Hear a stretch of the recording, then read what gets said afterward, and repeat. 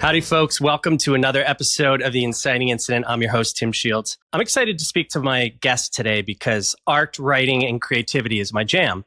When not only do I practice it, but I'm always thinking about it, trying to articulate it, teach it, etc. So we're just going to jump right into the bio.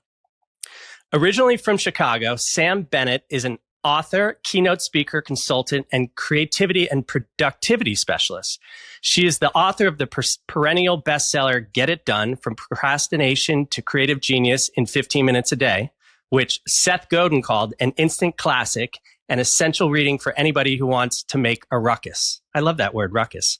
I do too. Her second international book is Start Right Where You Are, How Little Changes Can Make a Big Difference for Overwhelmed Procrastinators, Frustrated Overachievers, and Recovering Perfectionists. Her latest book is the award-winning The 15-Minute Method, The Surprisingly Simple Art of Getting It Done.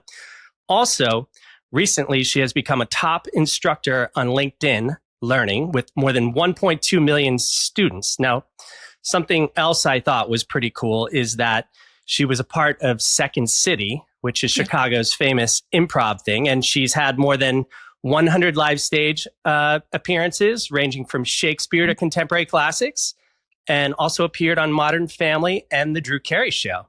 Yeah. Sam, I'm very happy to welcome you. Thank you so much, Tim. Thanks for having me. Hi, everybody. Yeah, I always start this podcast in kind of the same way, and that is, who were you? Where were you? We know Chicago. When you were 17 years old, and did you have any idea what you wanted to do with your life? I did. I was I was 17. I was a senior in high school. I graduated a little early. I got put up a little bit in school, and then my birthday's not till February, so I was younger than a lot of the kids in my class. But yeah, I always wanted to be an actor. It came with me. It wasn't really a choice. And I was one of those kids who did all the plays in the living room and went to theater camp. And so, yeah, I was very committed to acting at a very early age. And I really wouldn't hear any other advice. What was it about acting? I fell in love with reading really early. And I think it's a pretty short step from engaging with a story this way to wanting to share the story. Somebody once asked my mom asked me what my first play was, if I remembered my first production. And I said, I remember doing a production of Stone Soup in kindergarten, that folktale with the soldiers and the stone soup. Mm-hmm. And my mom happened to be standing nearby, and she goes, Samantha, she goes, you didn't just do it. She goes, you produced it. She said, you made them do it. You brought in the script and you brought in the costumes and you made them do it. And I'm like, I was 4. How did I even know what a play was? But I do think it sort of, picks you, like I said. So yeah, so, kind of any art, really. Yeah. The other thing I always loved about acting, and particularly then later about improvisation as I got good at that, is that it's the only thing I ever found, other than maybe writing and entrepreneurship, that allows me to use all of me. Right. So who I am physically, emotionally, vocally, comedically, sexually, spiritually, intellectually, like it all gets used in the present moment. And it's all absorbing, which is really, really fun and relaxing and exciting and great. Yeah. I was in like middle school. I was totally into acting, and I was always like the funny characters in the play, but then kind of soccer took over my life. Sure. And paid for my college and everything. But later in life, probably a decade ago or more, I took some improv classes in Seattle as well. Oh, good. And for I you. took a commercial acting class as well, because I was like, maybe I'll put my toe in this water. Yeah. But yeah, it's super fun. How did you get involved with Second City? I needed a summer job. And a friend of a friend connected me with the guy who was the box office manager there. And they needed help, so they hired me. And I started out in the box office in, 89 or something. And I eventually held almost every job in the theater. I was the box office manager pretty quickly. And then I was promoted to the assistant to the producers. So I was sort of really behind the scenes, seeing how everything actually happened. And I kept auditioning for the company, and I kept not getting it. And then I went through their training center, which was a really great experience. And then I was teaching in the training center. I still wasn't a member of the company. And finally, after many years, they hired me as in the touring company. So I finally got myself demoted down to the lowest paying job of actor. Yeah. Classic. And who were some of were there any big names at the time that everybody? There's a picture from my first wedding, actually, and you can tell it's me because I'm the one in the big white dress. And my then husband, and Steve Carell and Stephen Colbert and Jim Belushi and Amy Sedaris and Nia Vardalos and Ian Gomez and Charlie Hartsock. And then I toured with Adam McKay and Rachel Dratch and Dave Keckner and oh my gosh, I mean, all of them. And we were all just kids. Yeah. Running around in a van in downstate Illinois doing shows for people. Oh my God. And what did you learn from them or from that experience? That's a great question. What did I learn? I learned, well, it was definitely a graduate degree in comedy for sure. I mean, it was one of the reasons I actually left is I got a little tired of comedy being the sole topic of conversation. And the only criteria for anything was, is it funny? Because I'm like, funny is good, but there's things other than funny too. Yeah. But improv is all about learning to listen and be 100% present, and really not just present, but available. I had a teacher tell me one time that improvisation is essentially standing on stage saying, I trust you to not hurt me. Wow. I'm going to stand here wide open and just trust you to not hurt me. It's a great exercise in surrender. I think sometimes people think when they do improvisation, like, oh, you've got to get up there and think of funny things. That's not it. You've got to get up there and pay attention to what your partner is saying so that together you can create things. There's a thing that's actually has quite spiritual in both theory and execution called follow the follower, which I reinterpret sometimes in my teaching as following the sparkly breadcrumbs. Mm-hmm. Right? Like, you don't need to have a great idea. You don't really need to know how the whole thing's going to unfold. You just need to have an impulse and follow it, or follow someone else's impulse. I mean, that's a big part of what my book is about. And I actually talk about breadcrumbs quite a lot. And that chapter was called Following the Breadcrumbs. Now it's called Following the Felt Path. So I guess that's a great kind of, I was going to go in another direction, but you brought me to another one. So how did that, if I had to distill my own work into two pillars, it would be surrender and trust, because that's what I'm trying to master in my life. So how did that stage performance of surrender and trust translate into the rest of your life or the next iteration of yourself?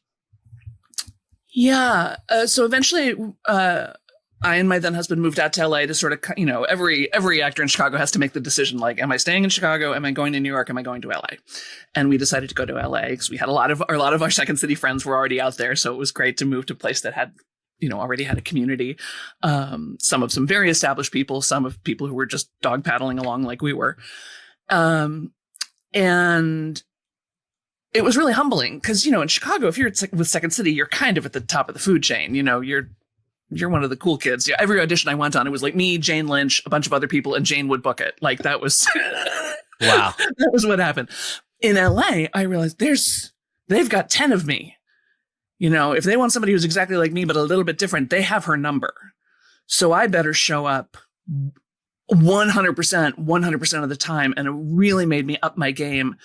And I realized that my acting had gotten a little animatronic. Like, I was sort of demonstrating how well I understood the material through my acting. I was feeling a little Hall of Presidents about the whole thing. I don't think it came off that way, but it was starting to feel that way on the inside. And I was starting to lose my joy for acting. And finally, I had a moment on stage. I was doing a play called God's Country, which is about the neo-Nazi movement. It's a fun, rollicking roller coaster ride of a play. Exactly. Like comedy. Just like comedy. And it was a courtroom scene. I've never told this story before. It was a courtroom scene, and I went up on my lines. You what? And I went up on my lines, which means to forget your lines. Oh, okay. I never lose my lines. And if I did, I was an improviser. Like, I could always make it up until I figured out where I was. But in that moment, nothing. And it was a courtroom scene. So it wasn't like my scene partner could go, weren't you going to ask me about the time that? Yeah. Nope. So I'm just out there in space, desperately hoping for something to come to me. Finally, I restate the previous cue. I get my cue back. Another like eternity of time passes. And then finally I remember the line and we keep going. And I get backstage afterwards and everybody's like, I don't think anyone noticed. And I'm like, oh no, everyone noticed. Everyone noticed because you could feel the energy in the room just go, whoop! Because all of a sudden there was somebody on stage who legitimately did not know what they were going to say next. And that energy and that excitement, I was like, why does that feel so much different than my acting?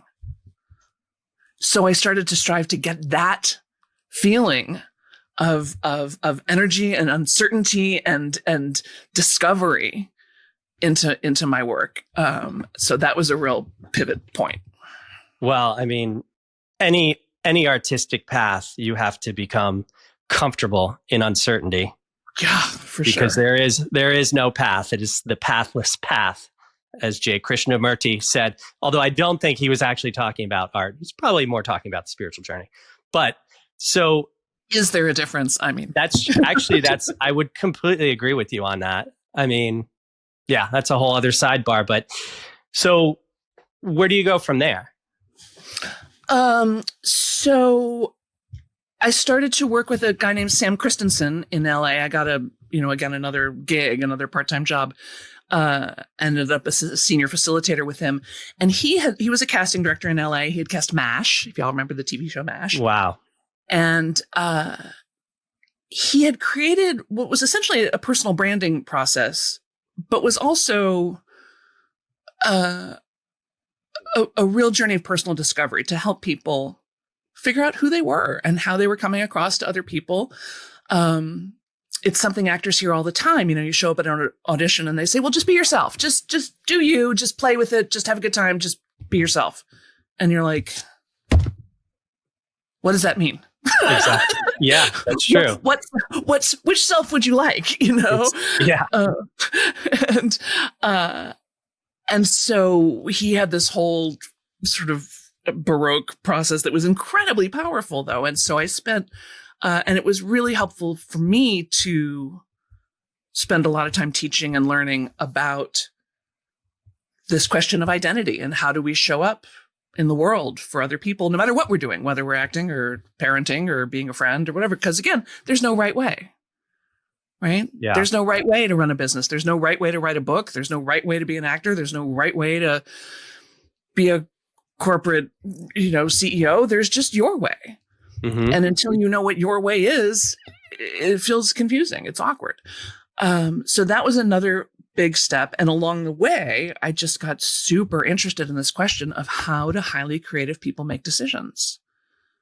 Yeah. Like, how do you know what to, when you're good at a lot of things, how do you know what to do? How do you know how to market your work? How do you know what projects to pick? How do you know whether something's worth it or you should give up or keep going? And for whatever reason, I have a mind that kind of goes, how would I figure that out? So I started to make worksheets and I started to teach a class called Get It Done, which was my first book, but like in a church basement in Van Nuys to 11 people. I mean, wow. Yeah. I mean, you don't start playing to an open auditorium, so you got to start somewhere. Exactly. I want to come right back to that. Yeah. So let's put a bookmark there. But I was actually going to ask you this in the very beginning, and I think it kind of created an opening for this.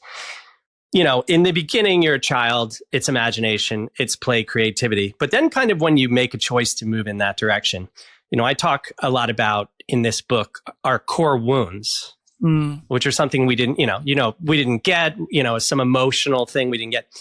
Do you think there was some core wounds behind the driving force of you becoming an actress, like wanting to be seen and stuff like that? 100%. This is Archie. Hi, Archie. They're going to be part of things. My boy G loves sleeping under the bed somewhere. He does. I think I would have been an actor and an artist no matter what. But I was definitely not a member of the Happy Childhood Club. Before I was 3, we moved 6 different times. When I was 3.5, my sister was born and my parents got divorced more or less at the same time. And then my parents proceeded to marry and divorce everybody else they could find. All right, nobody likes a quitter, huh? Right? Keep saying yes. Yeah. So I have more ex-step parents than most people have toes.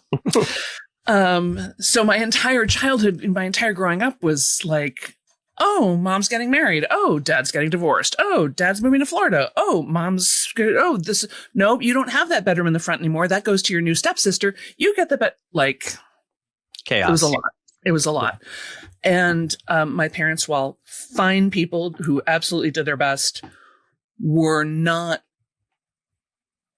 particularly emotionally available or attuned to. They weren't really set up to have a super sensitive daughter, and I was super sensitive. So yeah, that sense of being into the theater, first of all, community of weirdos, right? Like, oh, finally my people, right? Where it's okay to have a lot of feelings. And not only is it okay, it's an advantage. Like actors are by nature, we are feelings specialists, right? That's what art does. Art explains our feelings to us, right? Art shows us our experience. We look at, Romeo and Juliet and go, oh, first love. I know that feeling. I see that. I feel, we look at Guernica. We're like, oh yeah, war, yes, I feel that. And even, try Tide. Oh, clean laundry. Yes, I have a feeling about that too. Right. Doesn't always have to be so deep. So yeah, that's it. But the sense of finding a tribe, finding a community, of being good at something, but mostly of control. And I still have this feeling like nothing bad can happen to me on stage. Nothing. I can do anything. I can say anything. It's that incredible vulnerability combined with a real sense of invulnerability. But then what about do you ever feel the judgment of the audience? Like, with the written word, when you put any art out into the world, it's not yours anymore. It's through the prism of consciousness of that reader, of that person that's experiencing the play or the movie. So how do you deal with that aspect? I don't know.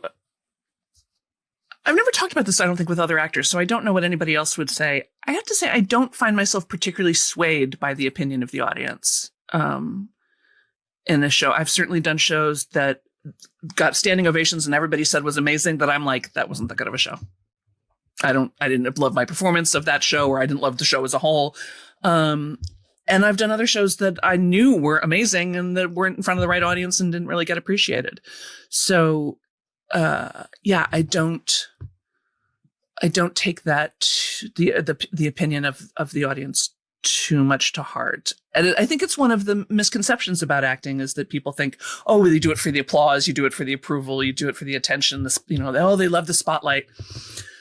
For most of the performers I know, that's not actually true. Some of them are ego freaks who love the spotlight, but some dentists are ego freaks who love the spotlight. I mean, that's true. Yeah. It's not a profession specific characteristic. Most of us are quite shy. And if we could not do the curtain call, that would be better. The curtain call is for the audience. It's to complete the audience's experience. It's not for us. I never thought about that before. Yeah. No, the applause is not for the performers. It's the audience going, we got that. We were here. Yeah. And also I think to physically shift their energy so they can go back out into the world. Like when you're in the theater, especially live theater, it's a very encompassing experience. And you do have to sort of shift yourself to go back out into the real world. I mean, I think we've all had that feeling of coming out of a theater like, wow, wait, where am I? I've been so transported by this film or this production. What's addictive for actors is the communion, right?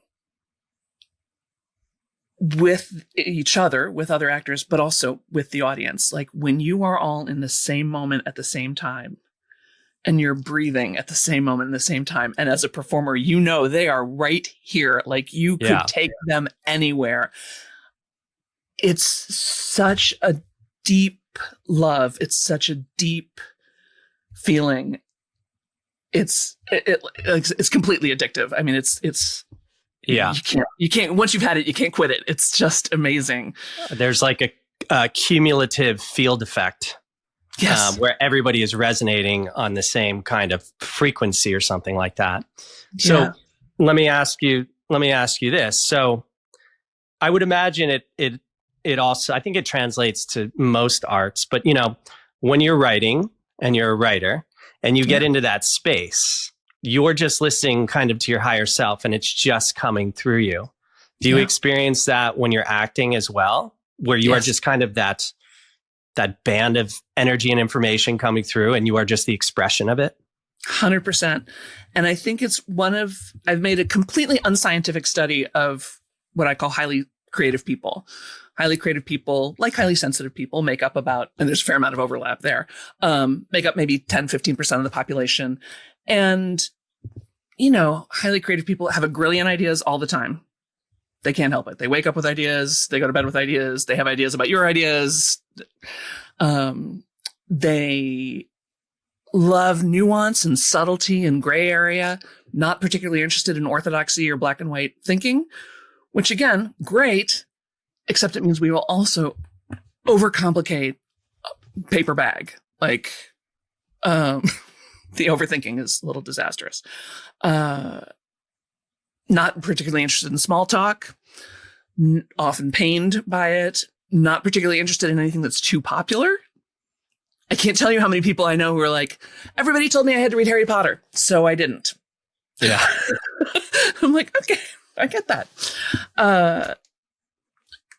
And one of the only physical characteristic, the only biological characteristic that I've been able to find in my completely unscientific study of high creativity is a brain function that has to do with a hyperconnectivity between the spheres, right? So it's not that we're more right-brained or left-brained, and I'm not totally convinced that that's actually a thing other than a helpful construct, but we're more both-brained. So we make more connections between more things more of the time, which is how we're able to put together ideas in new ways or say the same thing that people have been saying for tens of thousands of years in a new way. And what that translates to is also an ability to think fast and slow at the same time. So we can be improvising a scene in which we're totally making this up in the moment, and I am 100% with you and with the audience, and we are in total creative flow, and I am still thinking strategically about what needs to happen next. Mm-hmm. Right? Like, okay, we got to, end the scene because I got to put on the frog costume for the next scene. Musicians, I think, do the same thing. They're totally in a jam session. They're totally rolling with it. And they're thinking 5, 6, 7, 8, where's the waitress with my drink? Yeah. I assume it's what surgeons do.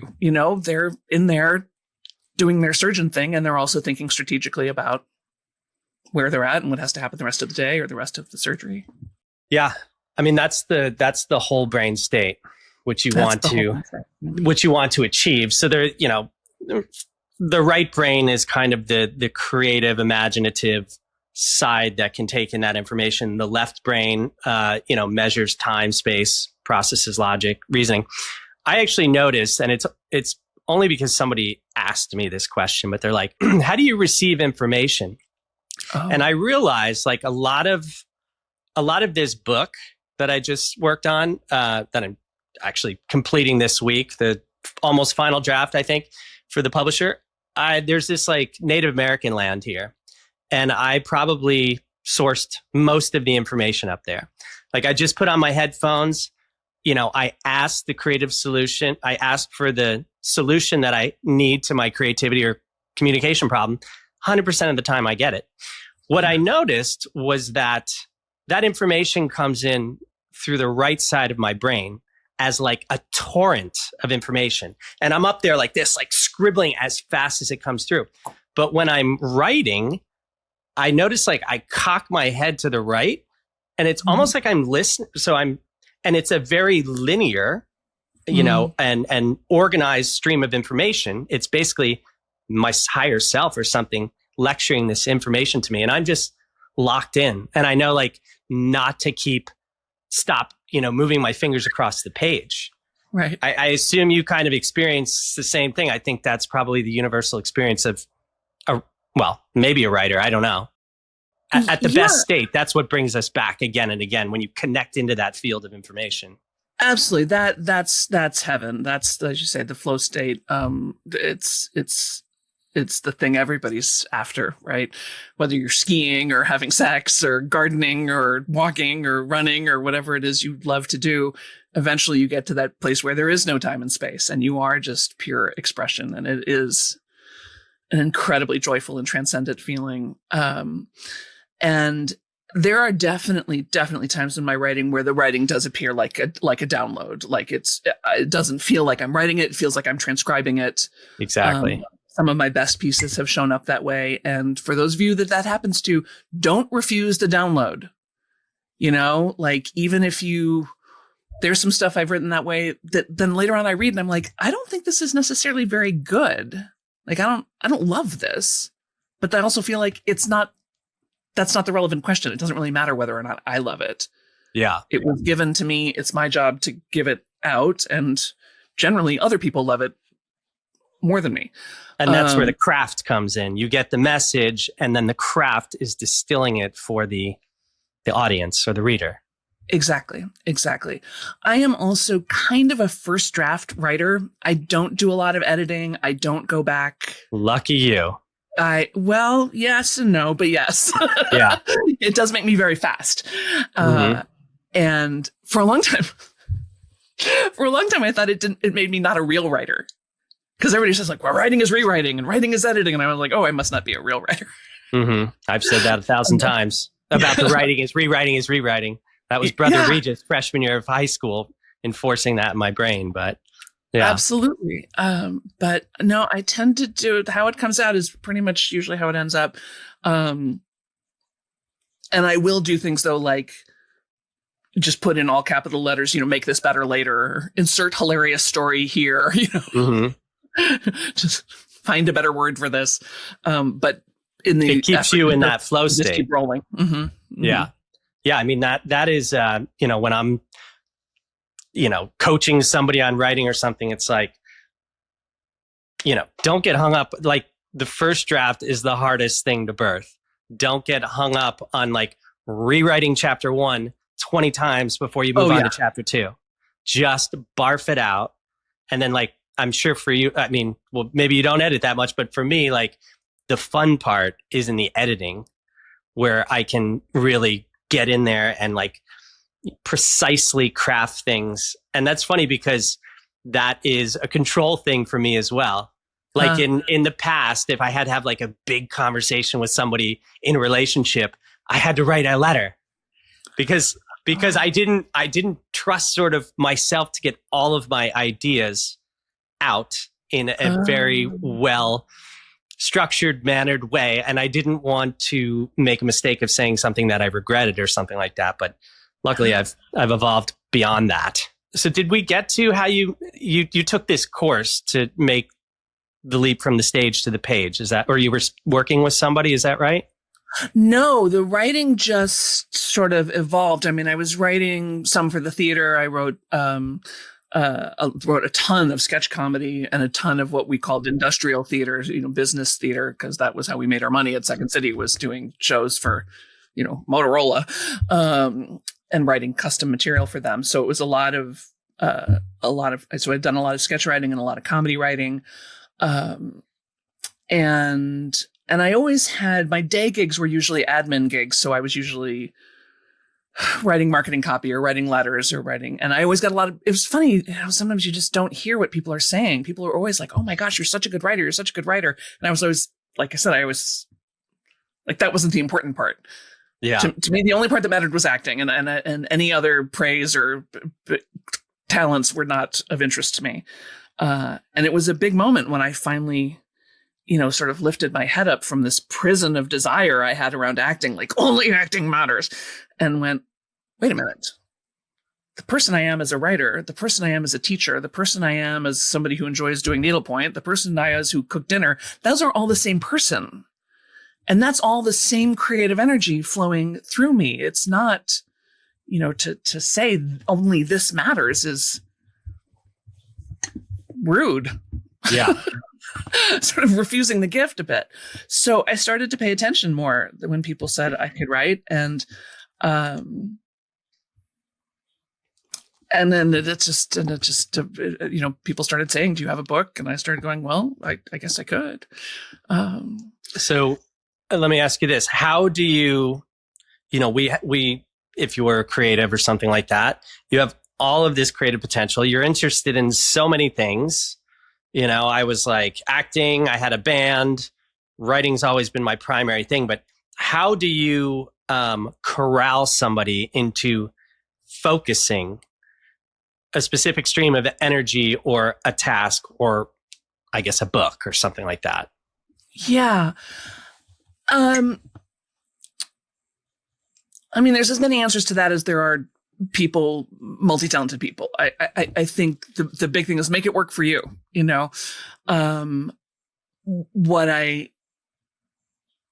don't like it is when people have a lot of different talents and skills and they're not doing any of them. They're not allowing themselves the joy of any of it. So I always want people spending at least 15 minutes a day on something that matters to them. That's great. Right? That's the whole point of my most recent book, 15 minutes a day.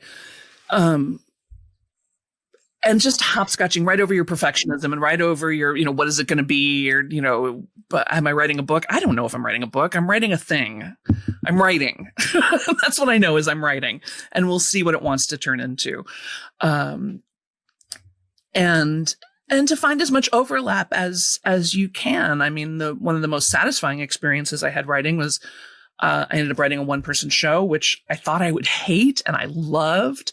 And I wrote a musical. I wrote the book to a musical, which was also just incredibly fun and allowed me to use both my writing chops and my acting chops because I had to sort of play it out in my mind. I had to figure out what was playable about it, actable about it, as well as what was readable about it. Amazing. Yeah. So I'd say braid them together as much as you can. Don't cheat yourself out of any of it. You can do everything, not necessarily all at once, but you can. And other than that, I love the advice I got, which was follow your highest joy producing activities and your highest income producing activities. I should probably work on that second one. You and me both, brother. You and me both. Following the muse, but I don't know. It seems to have worked out so far. Yeah.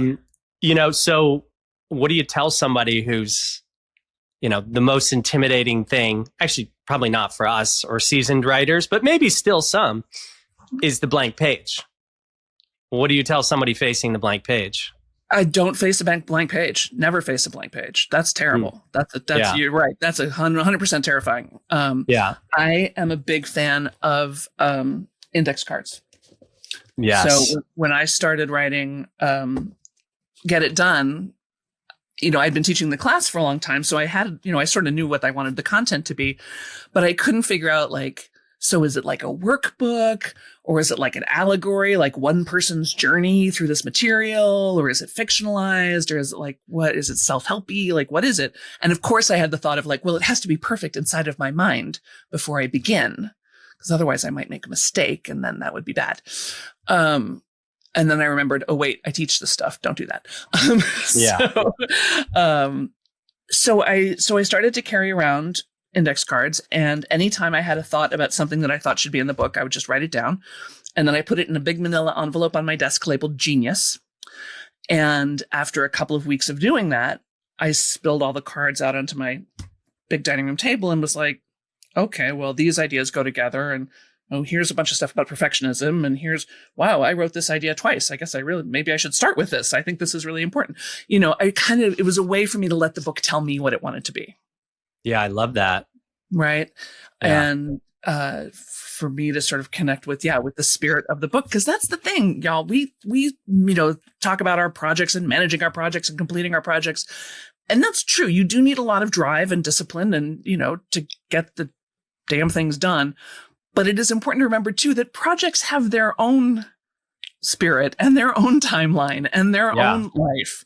And it goes better when you are in cooperation with that. So that process allowed, like I said, the book to sort of tell me what it wanted to be. And then when I was writing, if I didn't have something particularly on my heart to write that day, I could just reach into the envelope and be like, okay, that's what we're writing today. Yeah. No. Yeah. I do that with Post-it notes. Sure. And I think this was like 2013 or something. My house burned down. And I wound up I was moving about a bunch. And then at some point I was living in this like beautiful modern apartment, like overlooking, the Space Needle and Mount Rainier. But it was like a foreclosed property. So there was nothing in it. I mean, there was like basic furniture, basic everything, nothing on the walls. Wow. And I was kind of losing my shit. And I was just like, when is this? I call it in the new book, the transformation chamber. When is this new transformation chamber going to end? And I wound up just putting like 3 or 4 Post-it notes on this huge empty wall. And that's how my first book started, A Curious Year in the Great Vivarium Experiment.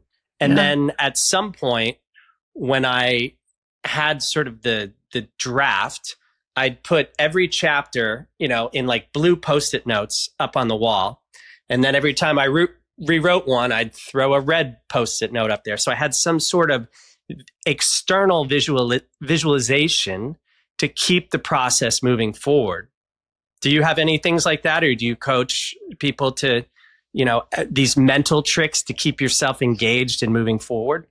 I think it's really about finding the tricks that work for you. So again, my whole career, it's not like, oh, I've got some amazing method and everybody should do things my way. But what I have are some pretty good tricks for helping you figure out what your good tricks are. And also,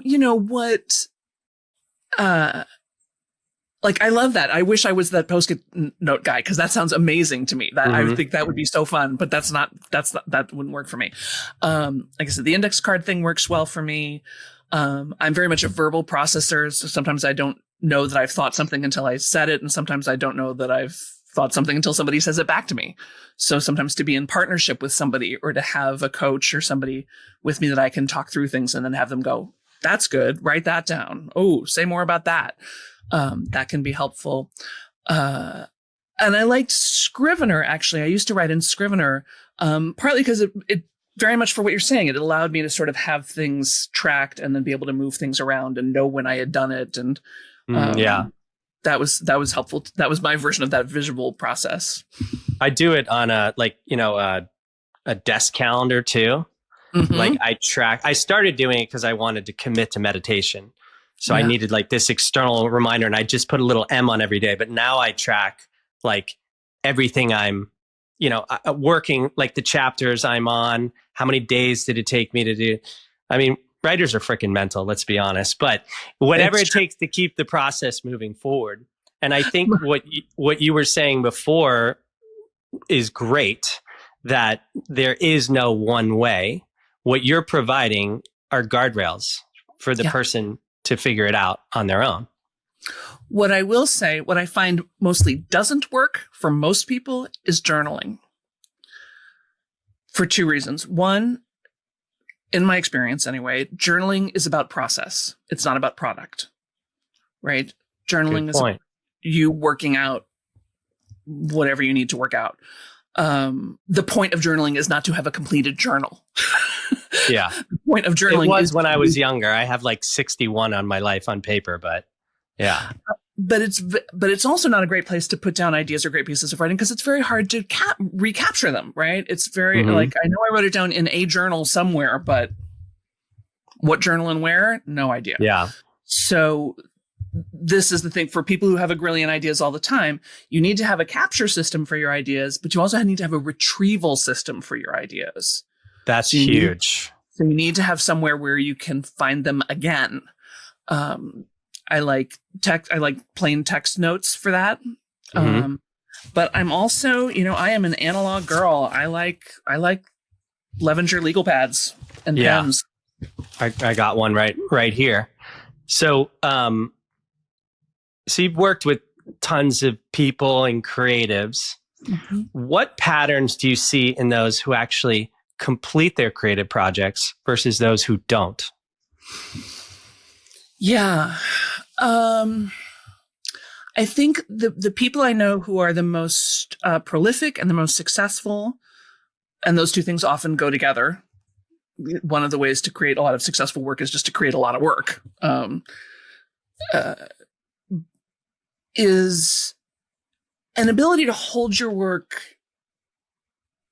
lightly, to take it seriously, but to hold it lightly.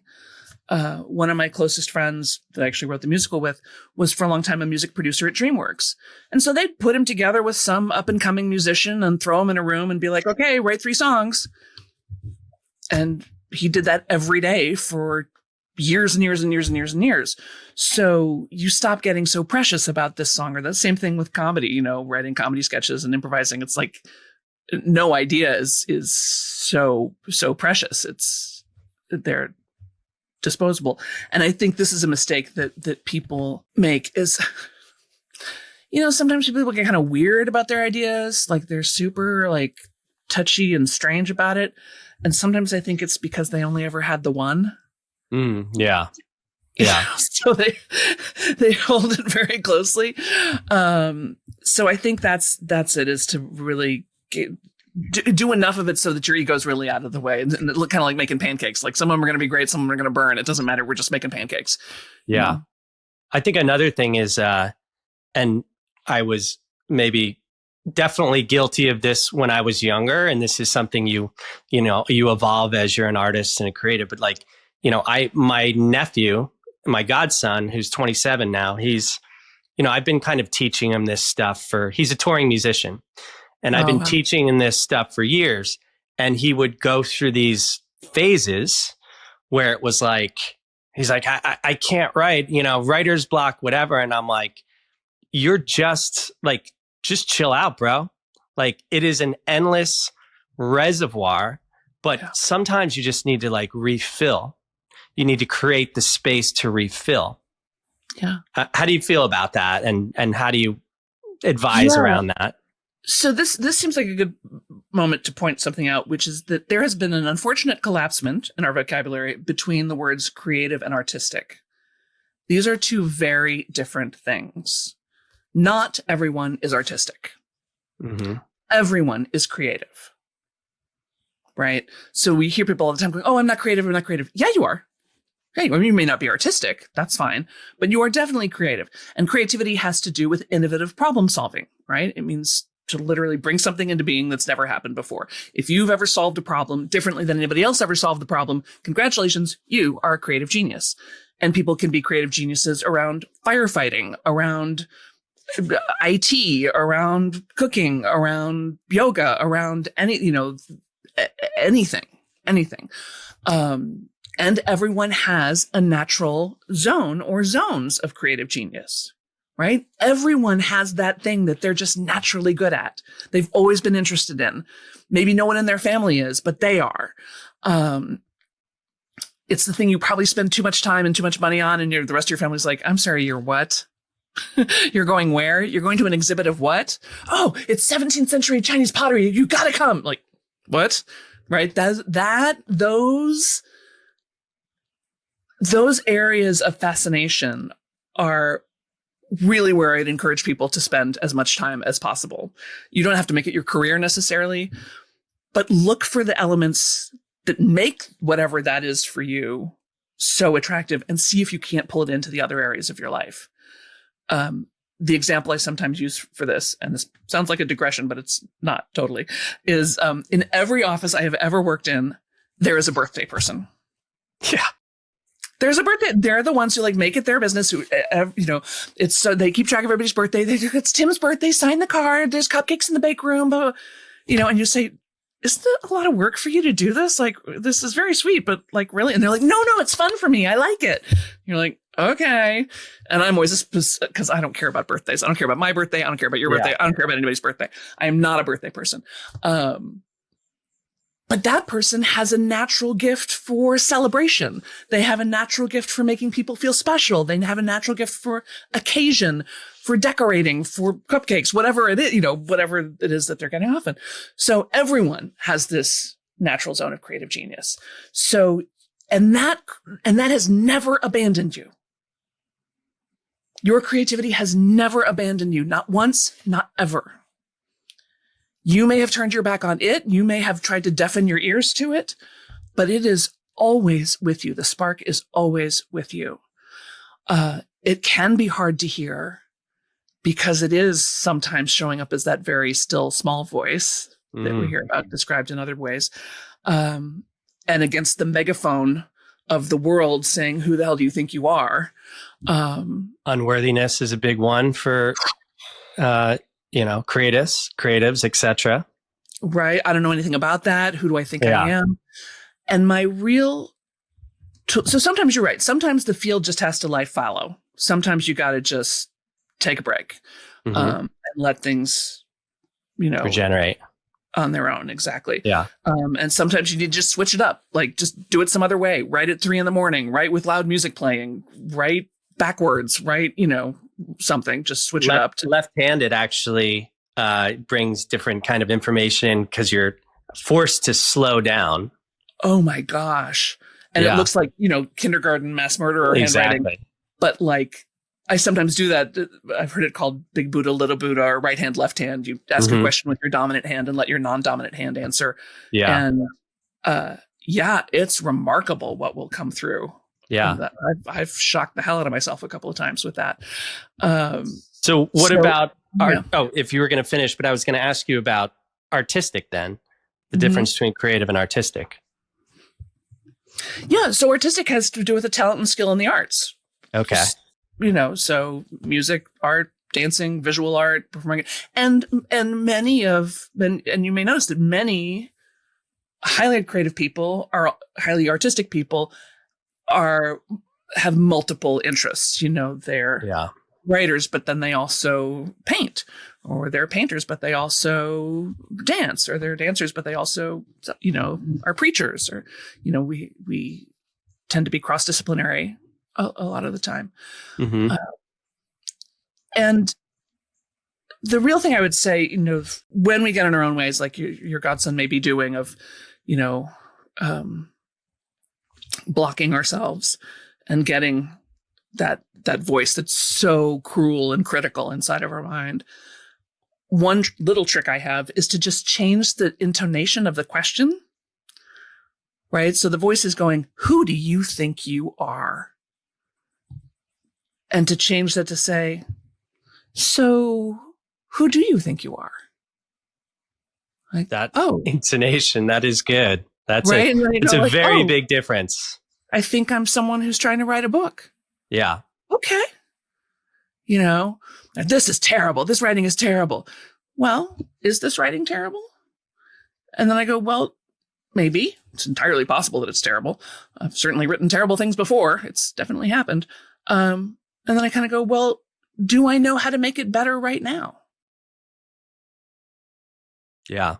And sometimes the answer is, yes, I do know how to make it better. I can make it more active. I can make my verb choice better. I can remove these stupid what are adverbs doing in here? Get those out of here. Yeah. Other times I'm like, no, I don't know how to make it better. It may be terrible, but I don't know how to make it better. Yeah. And then it is what it is. The book I was talking about, A Curious Year in the Great Vivarium Experiment, I was stuck on it for so long with all of those voices. And then one day I just woke up in a moment of clarity and I was like, I'm the only person that can tell this story. I'm going to do the best I can.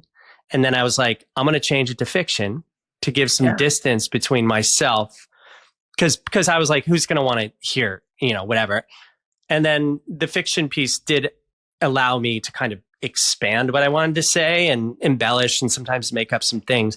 But my first book attempt was I had a relationship and a job end in the same week. And this woman was like, I need time and space. And I disappeared for like 5 days. And by the time a week, she reached back out. She's like, what are you doing? And I was like, well, I just booked a one-way ticket to Tanzania and I'm going to volunteer in an orphanage for 2 months. And she was like, and then, as the game goes, she's like, I can't get enough of you. You're so mysterious and amazing. But then I wound up trying to write a book about that experience. Yeah. And I would put it out. I'd rewrite it, send it to an agent. They'd tell me something. I would change it based on that. And it never got anywhere. Yeah. And then my mom passed away.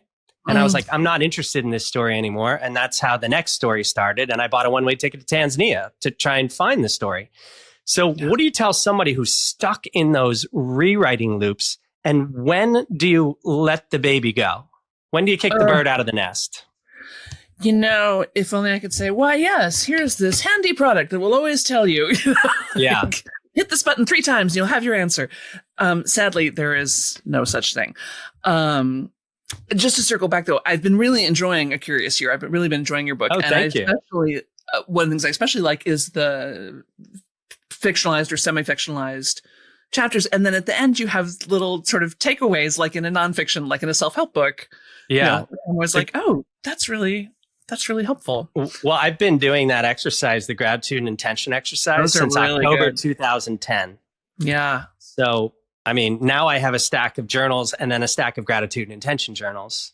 Yeah. I keep them in like a little moleskin, like 8.5 by 9 or whatever. But so, yeah, thank you so much for that. I really appreciate that. But the answer, certainly learning to be less hard on yourself. To really come to the realization of, me yelling at myself does not actually make me a better writer. In the same way that yelling at children does not make them better behaved. Right? So start to pay attention to what works. When do you feel good? What does work for you? And when do you quit? I think there's something about when you continue to show up to the problem, you're like, I don't know. I'm still feeling like I got to do this. I don't know. I'm still feeling like I'm banging my head against this wall. All right, I'm going to walk away for 3 weeks. Nope. I still got to do it. My little sister once asked me, how do you know, when you're with the person you should be married to? And I was like, I don't know. I've been married 3 times and I love all my husbands. So I've been married 36 years just in consecutive. Exactly. 3 different people in a row. There's got to be an award for that. And pioneering the field of loving amicable divorce, I might say. I'm still close with all of them. That might be your next book. Yeah. But I said, I don't know if there's really a way to know. I said, if they're a good roommate, that's a good key. If they're helpful around in the house and you're compatible in the house, that's helpful.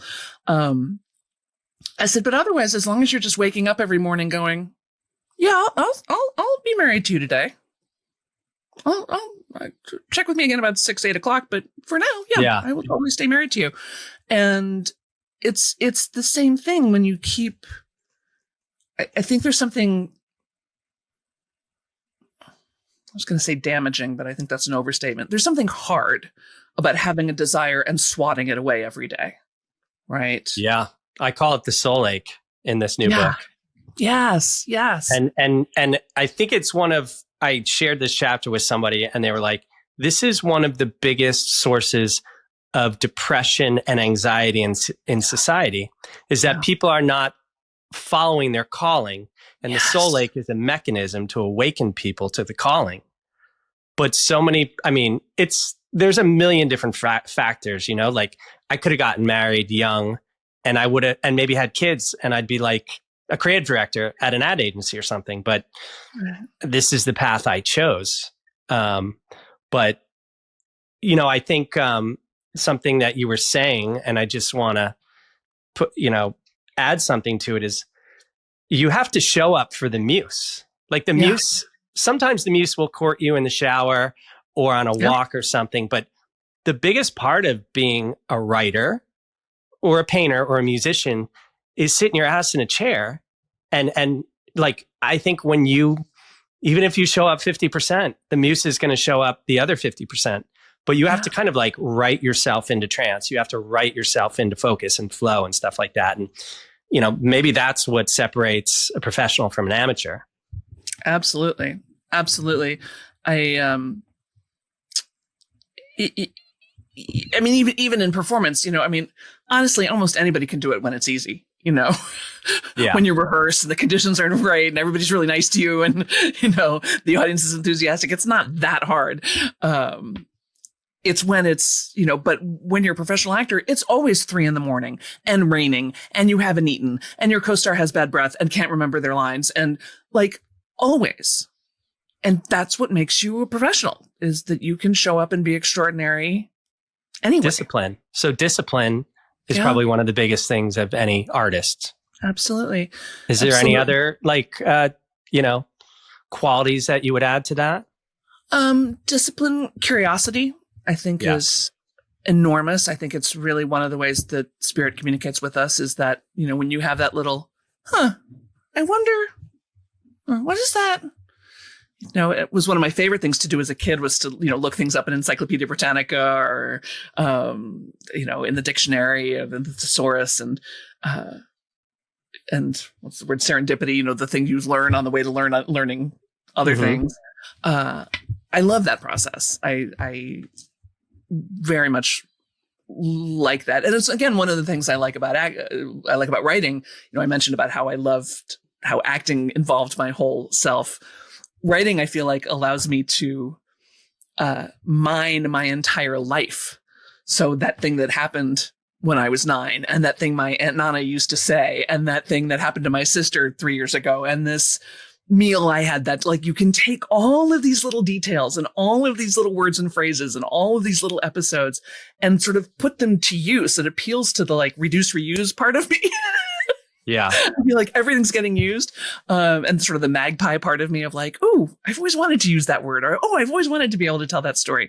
I kind of love that. So discipline, curiosity, and maybe the real heart of it is the self-forgiveness.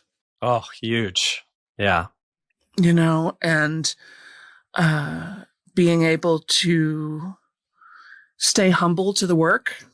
And appreciate it. There are plenty of things that I'm written that I'm like, I really wish I could go back and do that again. And then there's other things that I look at even now and I'm like, you know what? That's a pretty darn good piece of writing right there. Like, yeah. I'm like, where the hell did this come from? Yeah, right. Who did that? That was really good.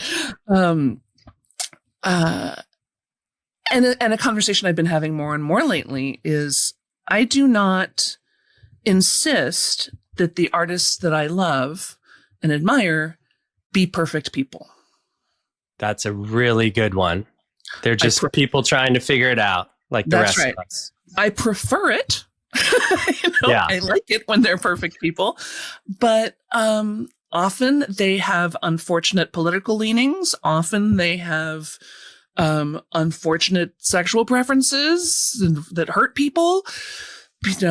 It's sometimes they're racist, sometimes they're just mean, and I don't have to forgive them as people. They're not asking for my forgiveness, but I can forgive their work. Yeah. That's a very powerful insight. You don't have to like them or agree with them, but they are tuned into a channel that produced something really beautiful, transcendent, extraordinary. Exactly. I love watching like music documentaries and documentaries about writers and stuff like that. And it's like, wow, that dude was fucked up. But right? Man, they produced something really transcendent that moved my soul, which is why I'm sitting here and watching this for an hour and a half or 2 hours, 3 hours. Yeah. I think something I would add, a quality of the artist, the writer, whatever, and it kind of goes back to the beginning when you were saying it's a spiritual process. So you have to trust the process, and in that trust, you have to surrender, the ego, or you have to, so. Yeah, I mean that there it is, the intersection of the artistic, path and the and life. It's Yeah. trusting the process at the end of the day. I perked up when you did it because I was looking here on my little jewelry thing because I actually have a bracelet that says trust the process. Oh And yeah. it's one of the things I do is I run retreats, international retreats for women. We've been to Belize a couple of years. We went to Greece. We went to Mallorca. Amazing. And one of the little gifts I give them is a bracelet that says trust the process. Oh wow. I love it. Because that's the key. That's the key. We don't know how all this is ending up. And we don't know how, this is the other thing I would say to the artists who are struggling and banging their head against the door and not being productive. We don't know how long we have. Like, I am obsessed. Well, okay, slightly obsessed with death to begin with, but certainly with sudden death. Like when people are like asleep in bed and a plane crashes out of the sky. I said, growing up in Chicago, somebody was always being killed by a falling icicle. Like here they are thinking tuna salad, chicken salad, lights out. Yeah. And I don't think any of us want to get to the pearly gates and be like, well, I would have danced more, but my mother wasn't very supportive and my boyfriend didn't like it. And you don't want to be that guy. Yeah. Be the guy who's used up. Be the guy who did their work. Mm-hmm. Yeah. And another part of that is staying, and this is also one of the, the most challenging things of life, but staying present to the present moment. Absolutely. Because, fear is anxiety of the future, and then regret is anxiety about the past. And then if you're in either of those states, you can't be connected to that channel of information that wants to speak through you as an artist. I want to add in here because there's a lot of this that might sound to a listener as being kind of high-minded or and I just want to throw in, in addition to not exactly being a member of the Happy Childhood Club, I've had depression and anxiety my entire life.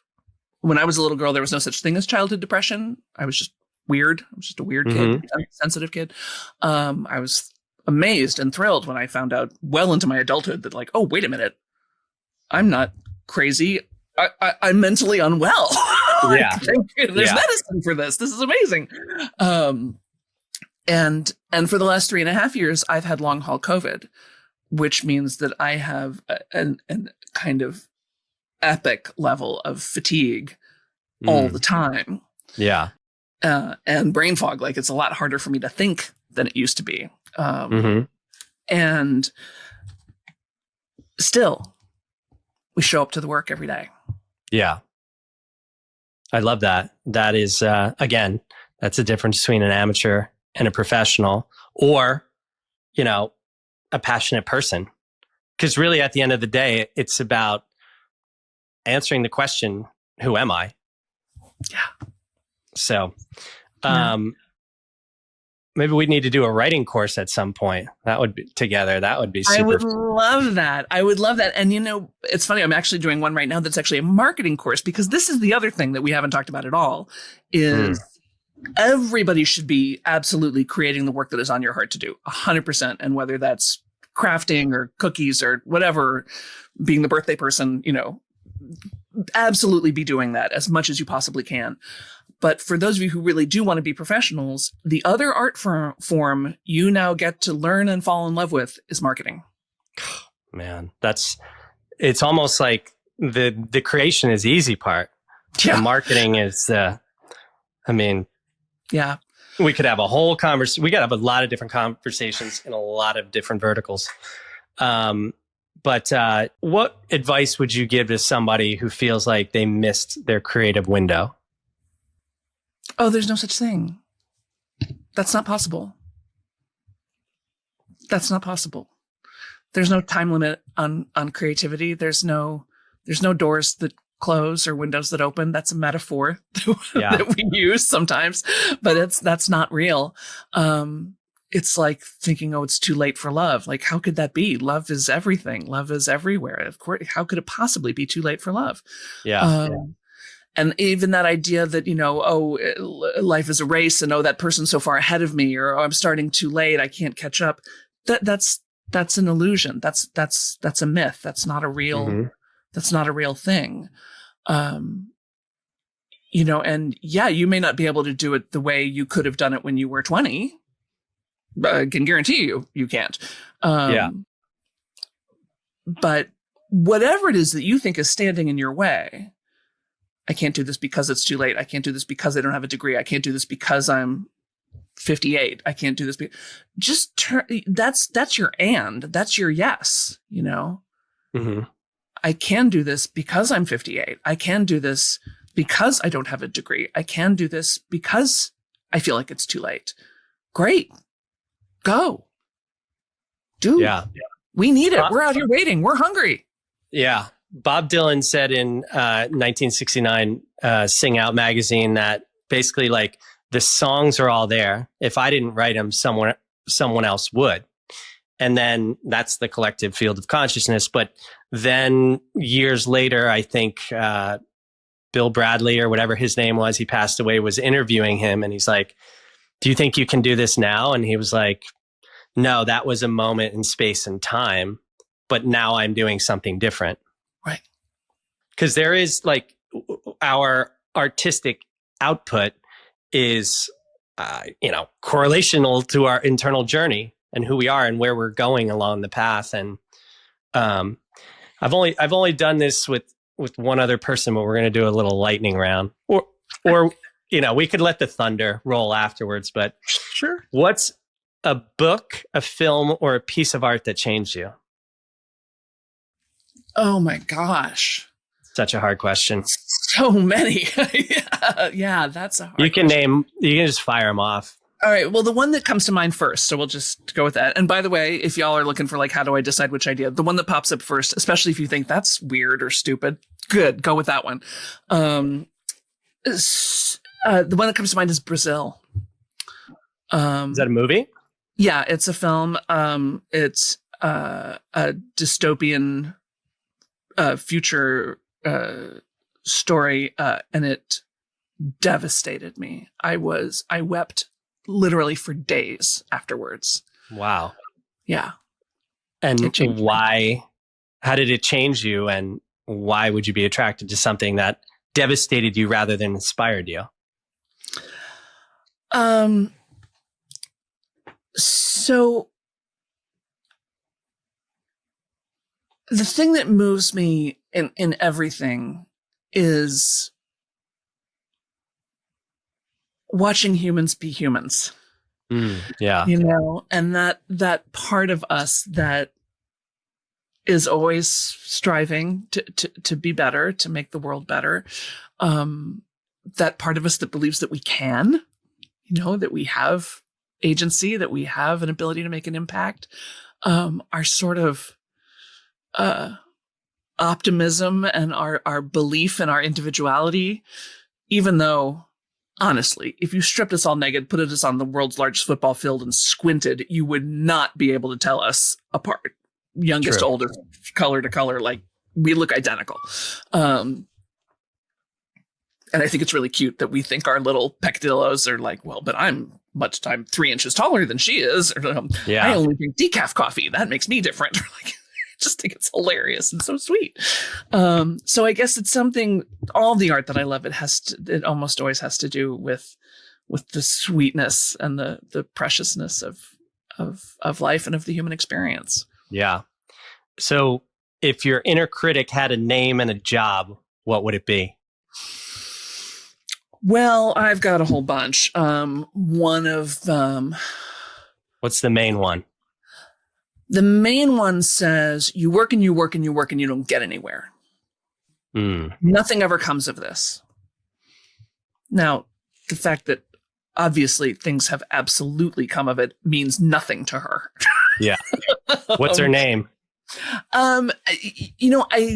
In my mind, she's absolutely like in a bustier and fishnets with a whip, and she's bored and she's smoking and she's got a drink and she's like, it's ridiculous. Who do you think you are? It's stupid. There's also a real accountant part of me that's always like, well, that person did something nice for you. You better make sure you do something nice back. And And even on a larger scale, you're like, well, that person, worked hard to bring you that book. You better work hard to bring your book out too. And, that one I've done a lot of inner work with, and we tried to get her promoted to do a better job, to get a better job. And now she's sort of the appointed appreciator of things. Nice. Look how great that is. Look how nice that is. Look, that person did something. Like, she's the appointed appreciator. But on her darker days, she still gets into the accounting. What's your current creative obsession? And then there's one more after this. My current creative obsession, to consume or to do? To do. Or what's your, what are you obsessed with? Like, either. Whatever comes first to mind. The thing that's taking up a remarkable amount of my time actually is TikTok. I'm mesmerized by TikTok. And part of that has to do with the long haul, because I can't, oftentimes I can't really do television, and I can't even read, which for a reading addict like me is really unnerving. But I can TikTok, and it's a lot of kitten videos. It's a lot of refurnishing of furniture. It's a lot of, but again, it's these little slices of the human experience. I get so fascinated by watching people be people, and express themselves in whatever way they're moved to do that. So I find that really sort of mesmerizing. So last one, what's one thing you wish every creative knew? This is what you're here for. Oh, I love that. That is, You are specially designed to do the thing that's on your heart. And again, we're not here forever. So don't waste your time. Don't waste your time. Be the person who does the thing. Yeah. I feel like we barely tipped, the iceberg or something like that, whatever they say. But where can people find you? My website is therealsambennett.com. And I'm on all the socials as The Real Sam Bennett. And my team is always threatening to make the fake Sam Bennett, which is like me with the drink and the cigarette. Nobody cares. Don't do anything. Nobody cares. Yeah. But I don't have the fake Sam Bennett. I'm The Real Sam Bennett, and I'm on all the socials that way. And I'm The Real Tim Shields. How about that? I know. I saw that. The real people. Twinsies. Yeah. I'm going to give you one last thing before we go. And this one's for free. Your next book can be The 15-Minute Divorce. Oh. The timing was a little off. I probably should have said that a while ago, but that's the 15-minute divorce. I like it. I mean, since you've had these successful ones. Yes. It's a new outcropping of creativity for people. I love it. Actually, the church I grew up in was a super liberal denomination called United Church of Christ, and they actually have a ceremony for divorce. Oh, wow. In which you come together with the preacher and say, thank you. Yeah. And we absolve this commitment. That's probably how it should be. Yeah. Well, folks, Sam Bennett, I love it. We might have to do this again, because I could just talk about creativity and writing and, all that stuff for hours. But folks, if you like this, please share it. Sign up for my newsletter at The Real Tim Shields. Same thing on TikTok and Instagram and YouTube. I'm just about to probably 8 or 9 months, this new book will come out. So can't wait. Well, let me know, and I'll send it out to let me know, and I'll alert my people and all the things. So I would love that. Yeah, well, until next time, this was Sam Bennett. I'm Tim Shields. This is the Inciting Incident. Ciao.